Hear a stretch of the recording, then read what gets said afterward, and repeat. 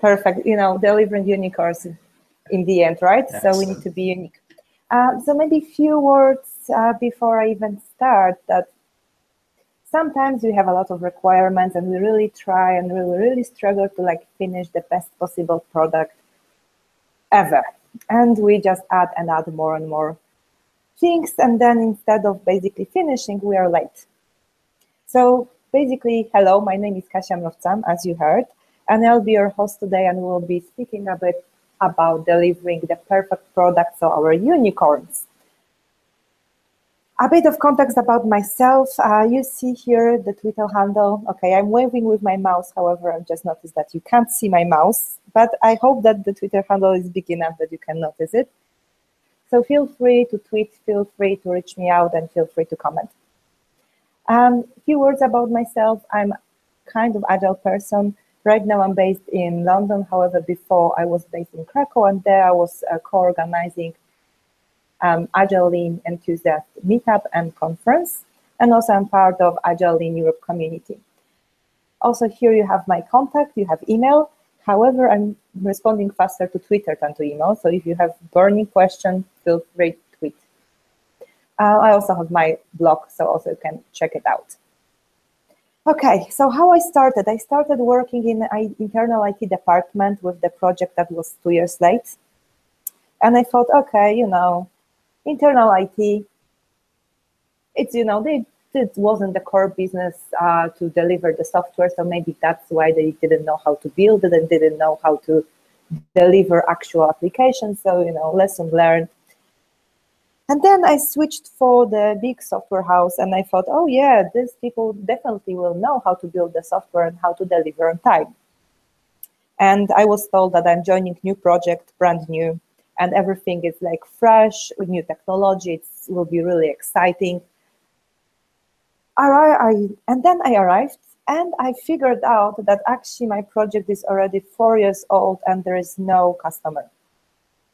So as you can imagine, it's kind of surprising, and it is kind of late to validate ideas, and basically it's late, sorry. So as you can see, this kind of stories can happen no matter where you are. Probably if you are a startup, then it's a bit different because you run out of money if you don't have another funding or customer. So this is a bit of the background and a bit of my history. So I work in internal IT department, I work in software house, and then I start to be a consultant and work in a consulting.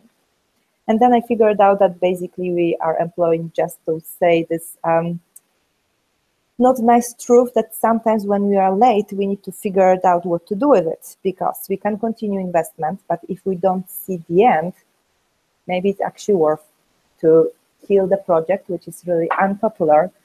First of all, if you are in a big company, it's a lot of people who are actually working there. So it's not really easy to shift people. And I also assume that we all work for nice companies. They don't want to throw away people just because the project is not successful. So during this session, I will be focusing more on how to rescue the project and what are the techniques that allows you to actually deliver something that is late, and that we can create our beautiful unicorn and we can deliver it to the customers that are actually waiting to stay, to use it and to see it, and basically to help their life with it. Okay, so quite a bit of disclaimer, those are opinions on my own. You can Google where I'm currently working, and I'm consultant, so my universal answer should be, it depends. And because of this, today's journey will be combined of the few areas that are basically defining, okay, what are the troubles, what are the sins, and is the hope, so how we can fix it, and everything will be settled in the context as I mentioned. And this context is a software house, or basically the company that is building software professionally, and it's big, so it's not really startup. As I said before, startups are unique in terms that they are used to build unicorns, that they are created to build unicorns. Big software houses usually grown in the size that they are used to have money, and because they have this luxury of having money, sometimes it's easier to pass the line that is like critical and basically be really, really late. I mean, by really late, it's like a few years, not few weeks, in delivering stuff to the production. Smaller IT departments may have similar issues, and you can apply the same techniques over there as well. But as I said, the context is here that we are struggling because we are in a big company and we have few issues connected with just the environment that we are working in. Okay, so let's crack on with the troubles. So what we can basically see in our world around us that actually may be a sign that we'll struggle with the delivery. So first of all, we can have big projects. What is wrong with big projects? So first of all, statistics is cruel for them. A lot of them is actually not delivered to the production. If you see the statistics, those were made by Standish Group in 2012. I've seen similar poll done in 2015, and there's not really small difference between the numbers. So what is basically saying 38% of those projects are actually not delivered to the production. So almost 40%, it's not at all deployed. 52% were changed by budget, scope, or timeline. 10% was actually delivered. In terms of smaller projects, 76 were actually delivered to the production. So this is lesson learned that if we are small, the complexity is smaller, it's just easier to deliver. And 20% was something changed. So by something, I mean budget, time, or the requirements, and only 4% was just killed in terms that they were not deployed. So these statistics can be shown for business people you are cooperating with when you try to reduce and convince them to reduce the complexity and making the project smaller. If we have multiple teams working on really big software, it's also a lot of troubles with communicating and synchronizing, and we will run into a lot of issues connected with planning as well. Everything is getting more and more difficult. Obviously, we have also dependencies between the teams. Being agile, which is really fashionable right now, it's also kind of challenging because we have those dependencies and we need to have actual plans with Gantt charts, which is not necessarily agile. Responding to change with big projects is also really difficult because even though environment is changing constantly, we are not able to keep up with updating everything because it's simply so huge. So lesson learned from this chart, if you have the stubborn business and they want to do big projects, just show them the graphs, show them the statistics and say, okay, statistic is cruel and maybe we are actually endangered. So we are having the higher risk because of doing something big rather than cut the project to something small. So this also can have good facilitation of the conversation, how we can split our budget and our efforts. By small project, I would say something that takes 3 months and is and the one development team of at least maybe 10 people in total is able to deliver it. Everything which is bigger, it's actually big project, right? So if we are trying to split, let's try to experiment with something which is 3 months and then validate the ideas. So this is the first point. Moving forward, another thing when we have especially big projects, we are losing transparency and we have something that I call watermelon reporting. So what is this? So obviously, if we have the corporate world, our executives want to track our progress, right? In order to track the progress, they're asking us for reports. So project managers or scrum masters or other people are nicely making the reports. Then the reports are passed to another people, and those reports are passed to another people. So we have a chain of people who are making the reports for us. And what sometimes is basically doing, basically all the reports are green, and we are running with the watermelon with everything looks fine, it's green, green, green. And then we cross the final line, the final deadline, and we suddenly actually discover that it's red. Because project is big and maybe some sub-segments are green. However, as a whole, we are late because of the dependencies, because of the interactions between the modules that maybe were not planned, maybe we are late with the integration, or even we haven't thought about integrating the modules that we're doing. And there are a lot of other issues that may just happen, and suddenly that we in the end discovering, oh, we are late, and everyone are surprised, and we have no transparency whatsoever. Another not nice thing that sometimes happen in corporate world is that reports are being colored. So even if we flag that there is a risk, someone takes this our report and make it yellow, then another person just say, oh yeah, it's only yellow, so maybe we actually can change color for green because the risk is small. And in that way, that manner, we just lose the transparency with each level. And also it's caused because the project is big. If we have smaller complexity, the transparency is easier because there's less items to actually be track of. So this is another issue that unfortunately happens from time to time, and we need to deal with it. Okay, next one. Then when we cross the line with the watermelon, we drop it, we discover that it's red, we think, okay, maybe let's give it 2 more weeks. Then after 2 more weeks, we think, oh my goodness, it's still not ready, so maybe we can have another month. And then we definitely will finish it. Everything looks so green. And we're still running with our watermelon and actually don't see where we should actually stop investment and what's basically the borderline when we actually need to kill the project. This is pretty sad thing, but sometimes definitely we need to change the approach, and killing one project and opening another, it could be one of these. So even before starting the project, we should think about like the stop signs that we should have in place in order then to be able to make this decision and make this call, which is not really easy. As I said before, the companies employ people. Also, the companies have promises to the customers. Even if we are late and we haven't deployed, there is high probability that someone already sold the software, and if they sold it, it means that it's really hard to stop investing. And then in the end, maybe there is some ratio in between that basically we don't have like any return on investment, even if we are investing and delivering in the end after being 5 years late.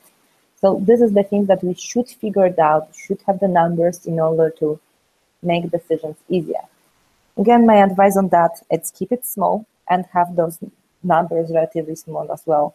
Because if we invest millions of dollars or pounds or whatever currency you're having, then it's really hard to actually say stop and stop investing, because then it means that you lost a lot of money. So the smaller thing is, the better. Okay.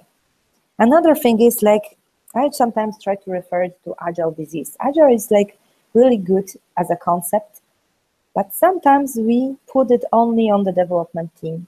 And we think that, okay, if we are agile for like software development team only, we are agile in the whole company, which is not true.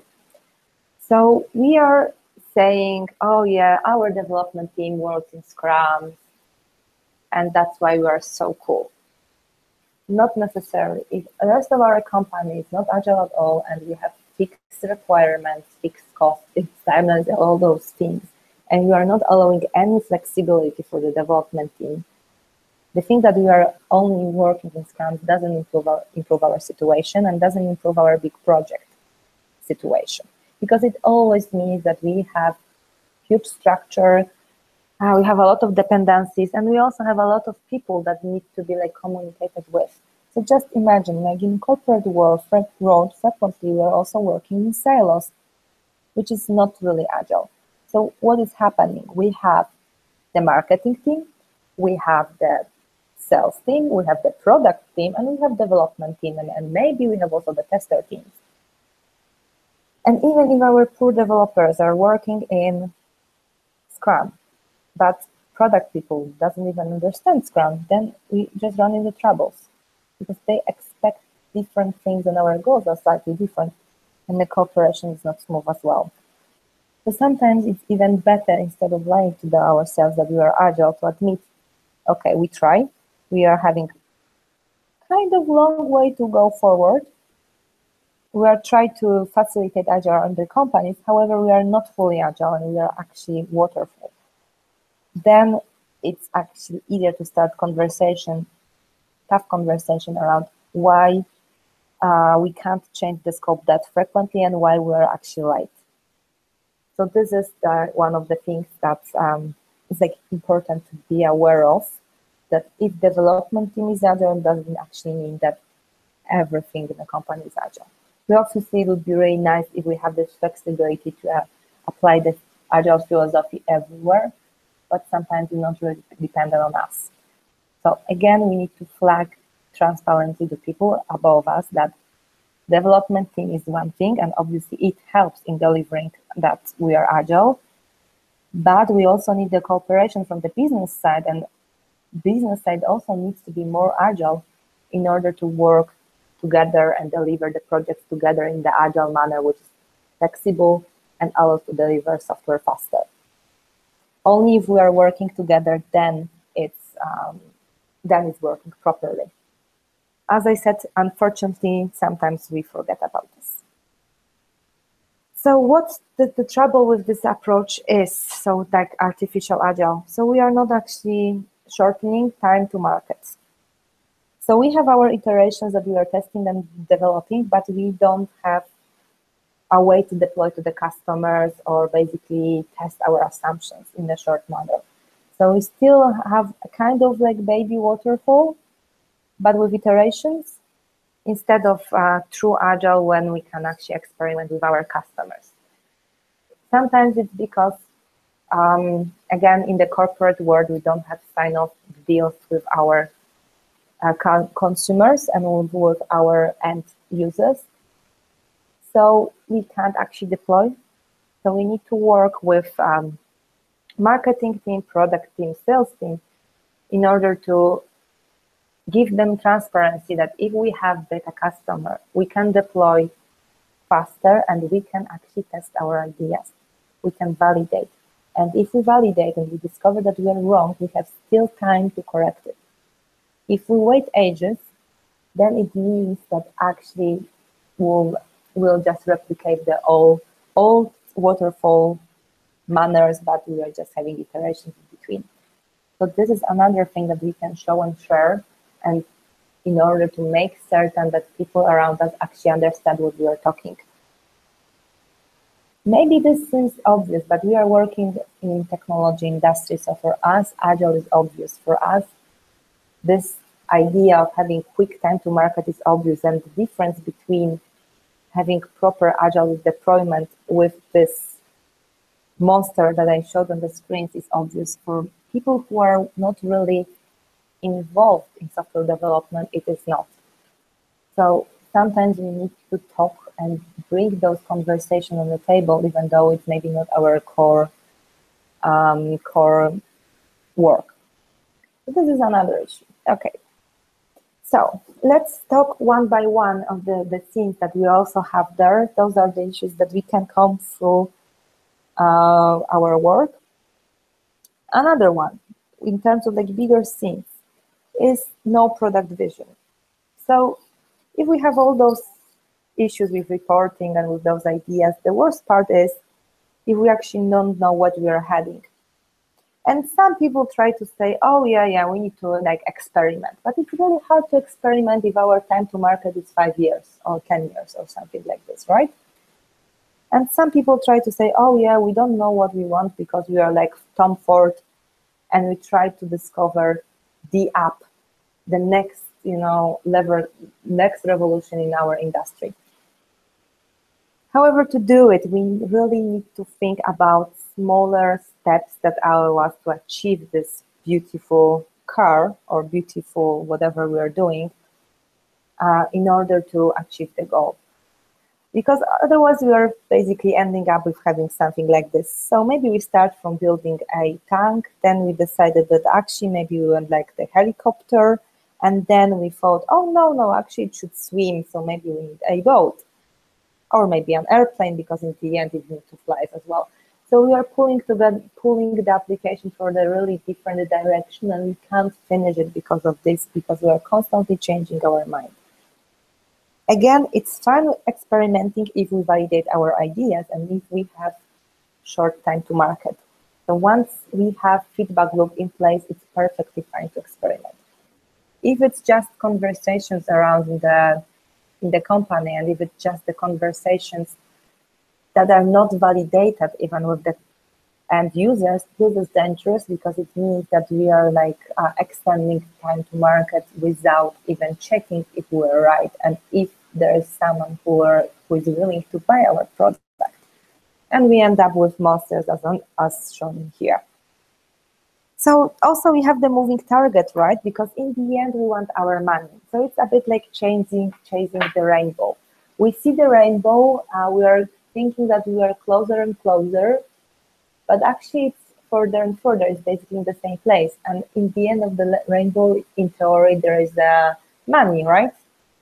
It's the same with our application. If we're changing the moving target as in rainbow, we don't see our return of investment. We don't see our money, and we are not charity usually. So we need to basically not only validate the ideas, but also we need payment, right? So if our business doesn't understand the idea of validating the ideas, we can say, oh, but you know, in the end of the day, you want to get money and return of investment of the application, right? If yes, it means that we need to deploy and we need to validate our ideas. Again, seems obvious, but sometimes it's not. The same is actually with the features. Some features seems to be really cool, but they don't bring return on investment, but I will tell about it later as well. Another issue is if we have large projects, especially, we have like too big backlog and we completely lose transparency in what is there. Because, you know, if we have 10,000 items or 1,000 items, one person can't actually read everything. In terms of the size, we also need to think, okay, how many people we have in a team, how big the backlog should be for, let's say, 3 months or 4 months project, right? Also, if we have really huge backlog and we have like development team, which is, I don't know, 20 people, and we need like 10 product people for this, it means that something is wrong. I mean, product people in the end of the day are not coding and they are not delivering the actual product. So if you need 10 people to maintain your backlog, something is definitely wrong. So remember, the size should be accurate to reflect the size of the team and also to be being able to maintain very few people, not an army. Again, this is connected with transparency. You really won't be able to know what it is if there's like hundreds of items in it. Even 100 items in a backlog, it's hard to actually see what is there and what are actual priorities. If you have troubles with too big backlog, it's really good to divide it to two. One is actual backlog, another is parking lot. But I will talk about these techniques later on. Okay, another one, roadmap. Everything is fine with roadmap till the point when we have the commitments. Because then we lose flexibility because some other people are basically require us to deliver certain functionality at certain time. Again, it's usually driven by the too big backlog itself, because then we put the large backlog in the linear manner and we are creating our roadmaps, and other people just expect to have it. Again, if we don't have flexibility, we won't be able to respond to change. And again, if we have huge roadmap and we want to deliver everything from the roadmap before deployment, we don't have chance to validate the ideas. So that's why it's a bit tricky. Last thing, which is my favorite, it's gold plating. So this is basically redoing the same features all over again, because surely once we do it again, it will be better. Guess what? Not necessarily. It's really good to deliver first and see how it's working, make proper research, involve UX people just to see if that basically a user journey is smooth. And then if you really need to redo the feature, then redo it. Just based on talking and based on the like high-level ideas that are not validated, it's just a waste of time because we never ever won't be able to do it perfect, and we really need to be fine with this, that the first version will be maybe slightly ugly, maybe slightly clunky. So that it is for just to experiment. Because building all over the same thing doesn't mean anything if we don't have feedback loop. Feedback loop is actually the key point over here. So just quickly to recap the troubles that we are having. So 2 big projects basically leading to lack of transparency and watermelon reporting. So basically not seeing that the projects are red, even though they are red. We sometimes have problems with actually saying the borders, okay, when we actually should stop the projects. All those are also connected with having kind of waterfall approach, which doesn't help us to have short time to market. And this means that it's also difficult for us to validate the ideas from our backlog, which is a bit too big, and with the roadmap that is a bit too strict. So this is like recapping the troubles that we have. Let's try to answer, and let's see if we have hope to actually improve the situation and make it slightly better. And I have to say that, yes, there is a hope, even if we work in a huge company, corporate company, and we are working with big projects. So be with me and see the solutions. So first of all, vision. The worst part that can happen is blank page. Sometimes we are like this. We are told, okay, we need to deliver something. There is a software, and we even don't have the vague idea what it should be. And the worst part is that sometimes our product owners don't really have the idea as well. So for this, we can do a few things. So first of all, we can have like research. We can try to do heuristics. We can do hackathons. We can ask our users. I know it's a terrifying idea to identify the user first and actually ask about the needs, but it's working. Why I even pull out this? Sometimes I've heard, and I still hold it a joke, that, oh yeah, let's developers redo these features because, you know, we don't have idea what to build and we don't want people just to sit and do nothing.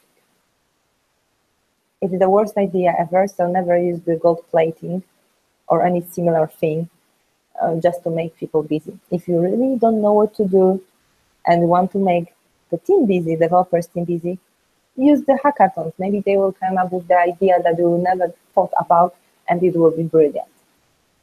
This is really popular recently, so yes.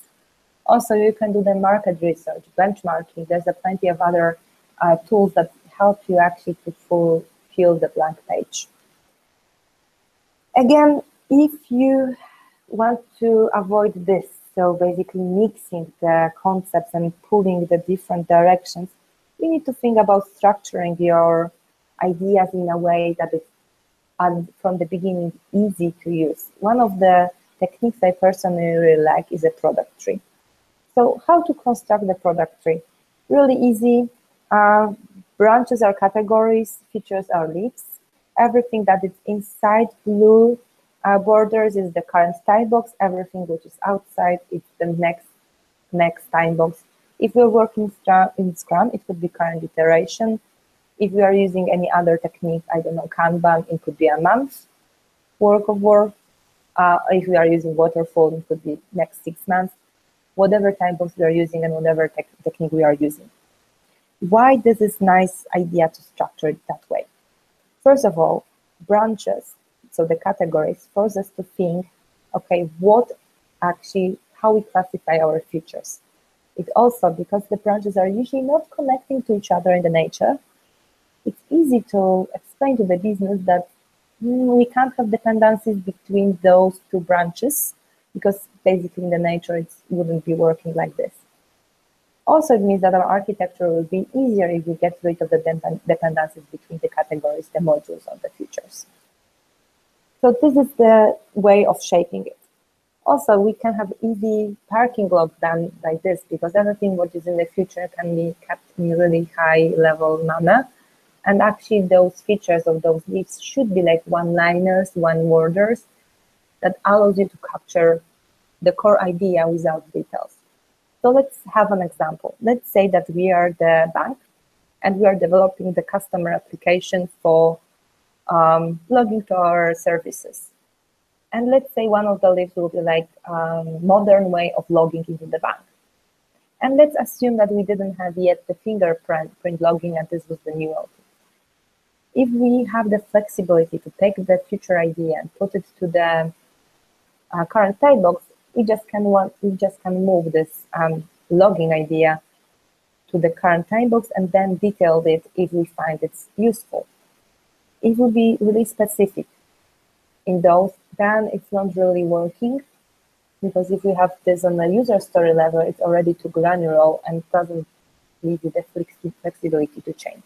So the first step is having it high level, grouped, so we know the directions and we are not pulling the different direction, creating something between the tank, helicopter, and airplane. So this is first thing. This is how it looks live in the real example, how it works. It allows also to facilitate the conversation between the business and development team and brings also a bit of insight about the thinking about the product itself. Okay, so quickly recapping. So the scene number one was no product vision.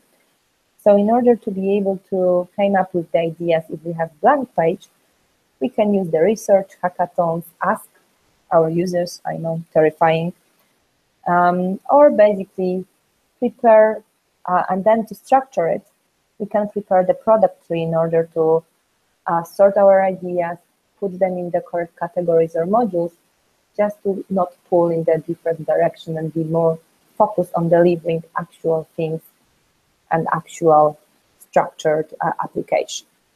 Okay, so what we should also remember, because once we produce a lot of ideas, especially once you get from the step of the blank page to like multiple ideas, we should remember about doing bare minimum. Why? Because in the end of the day, our users want to finish and want to do some business goal that they need to do in their daily work. Or if we are doing end customer application, they want to do certain thing which is connected with their needs. So let's say if we have banking application, I use it for payments, I use it for checking my bank account, or I'm basically using it to make the schedule other payments or stuff like that. So this is the limited of things. So basically, in order to do the minimum, we need to understand what are the key business processes, what are the key needs of the users, and then focus on this. And it's not necessarily easy. So this is the example of the key business process before and after. On the left-hand side, you have the business process before.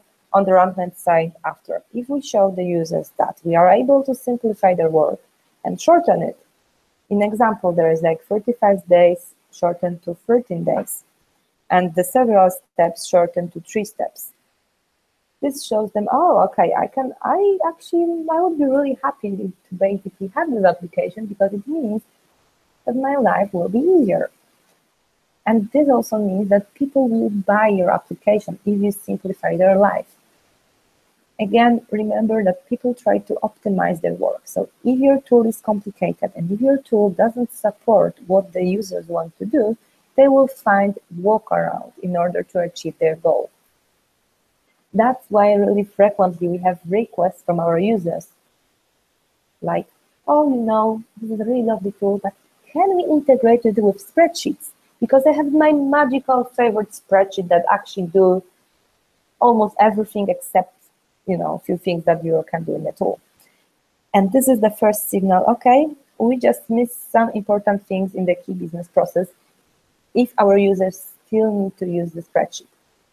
It also could be resistance to change, but assuming that they are cooperative and assuming that they really want to have simplified life, maybe actually we did something wrong and we need to reassess our assumption and reassess how the users are working. And in order to do it, we need to see the bigger picture and identify what they actually need to do and what is the key business process.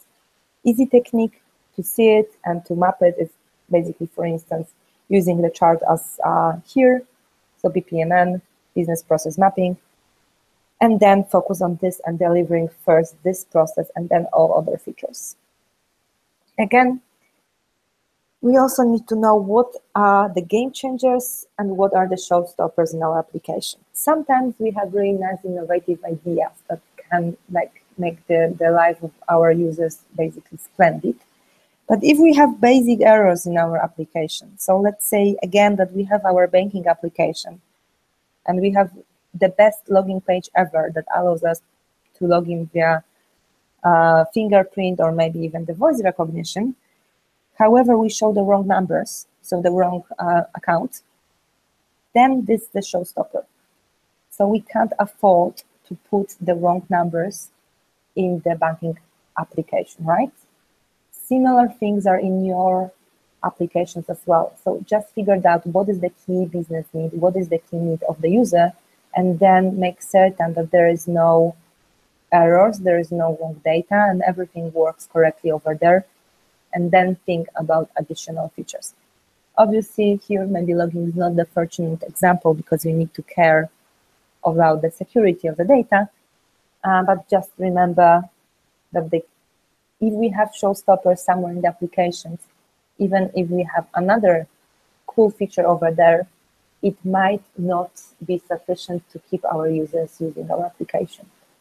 So remember, think also of the things that be like absolutely unacceptable by the business, by the users, and make certain that you get rid of the showstoppers first. As I said, sometimes we have beautiful, shiny features, but they're unfinished. By unfinished, I mean we start developing them and then switch the context. If we have those, just remove them. You can hide it or delete the code, whatever, basically whatever is them, you shouldn't put it anywhere visible because it just creates the questions, confusion, and it's not really easy. Again, if you have tough timelines, just instead of finishing those unfinished features, it's good to put them on a parking lot, even if you invest money in them. Why? Because even small things are adding up, and in the end, it costs time. And because it's costing time, basically, it's harder to finish your application in the end of the day. So finish the showstoppers and unfinished shiny features, just move them to the next release. Again, accept that at the first release, it won't be perfect, and that's why we're actually having the first release to get the feedback and correct the features in the end. So next thing is actually reducing the backlog size. By reducing backlog size, I'm saying, okay, in order to do a minimum, we also need to get rid of the things that we have there.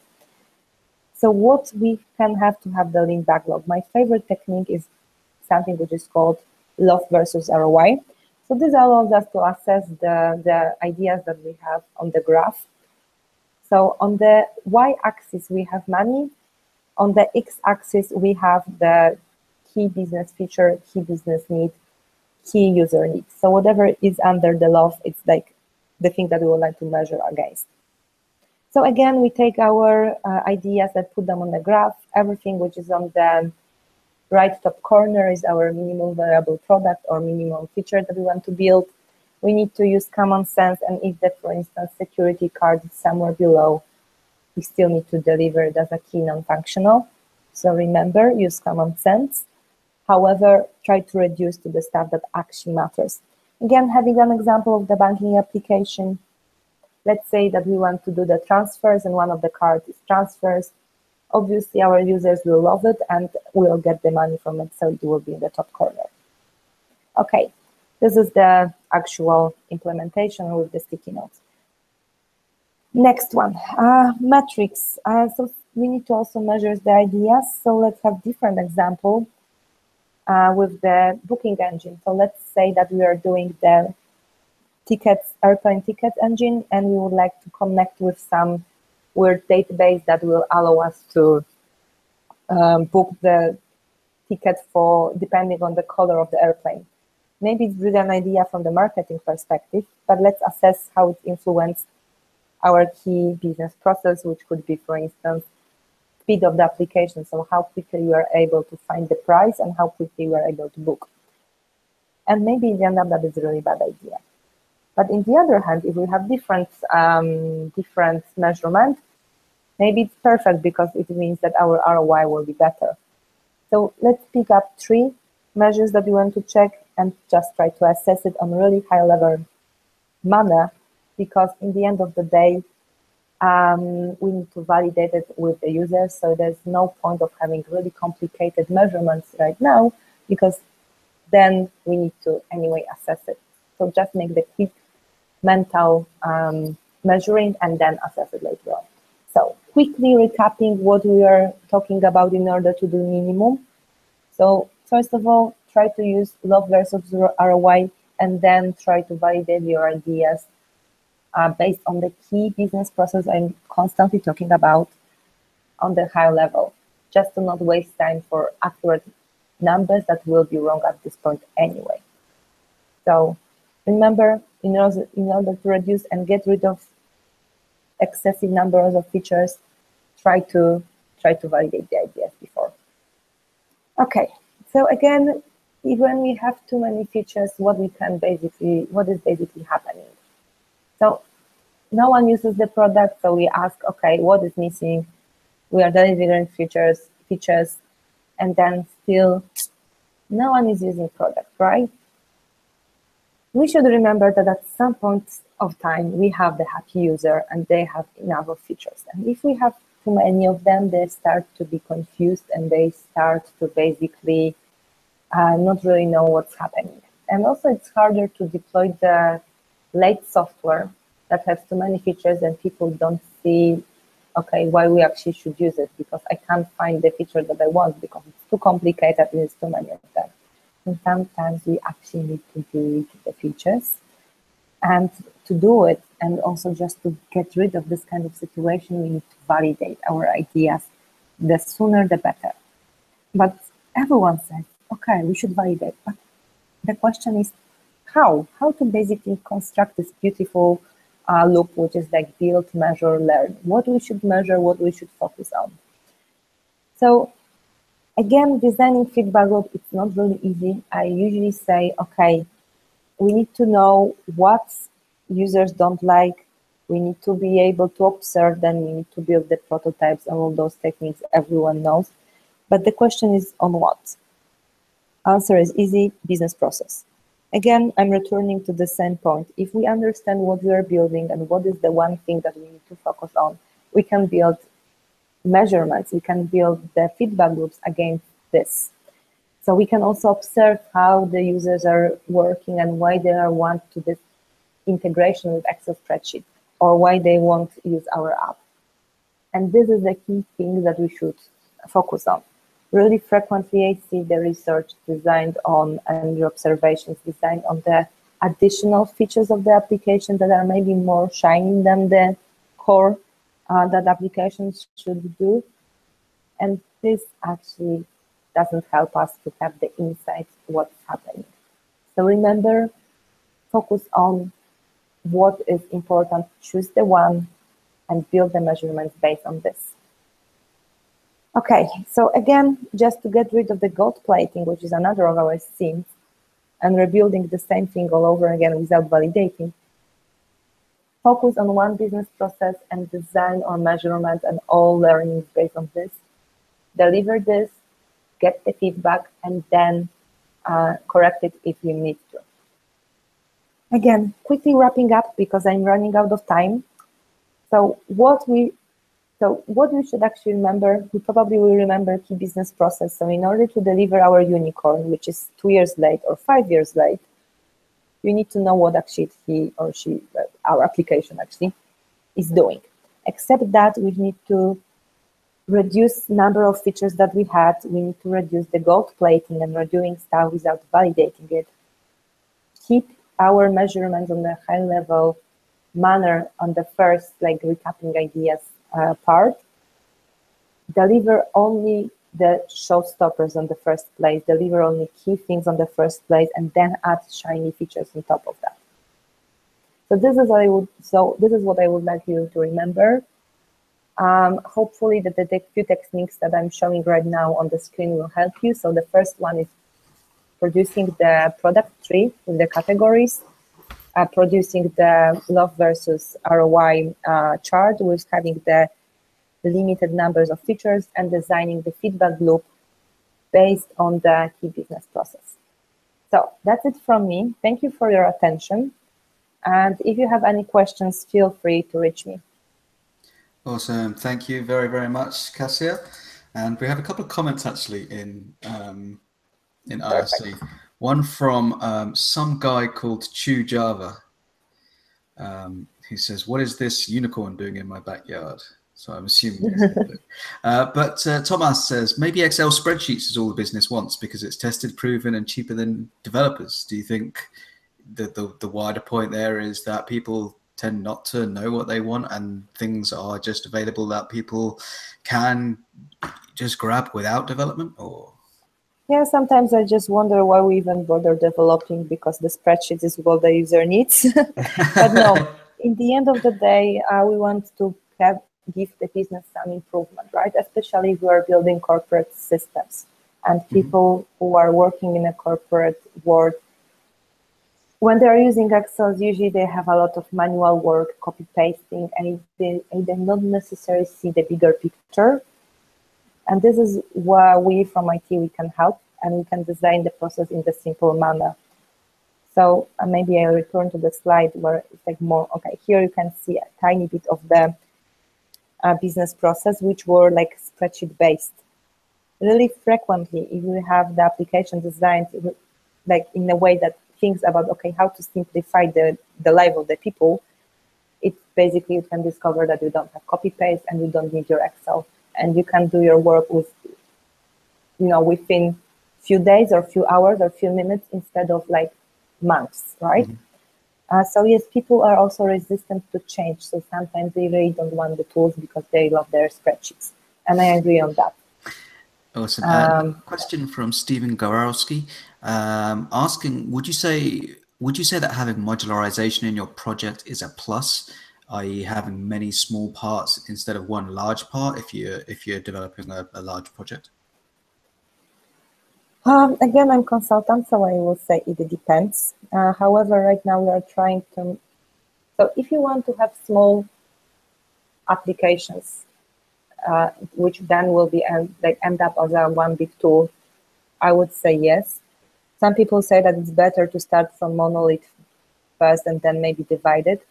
I would say that we need to start thinking about, okay, how to reduce complexity. So if we have modularization, we can say, okay, let's deliver one module first and see how it goes, and then deliver rest. If we think about like something one which is like big, not really defined, then it's really hard to deliver small piece, simply because it won't work end to end. And if we have categories or modules, there is a chance that there will be at least one business process that will be working end to end. Awesome. So we have a session starting in 2 minutes. So I shall wrap up here and say thank you very much, Kasia.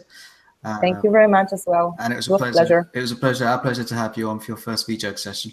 And if you do tend to go to conferences, do make sure you try and catch up with Kasia. Kasia goes to some of the big conferences around the world as well. So yeah, awesome. And our next session, let me see, that's starting.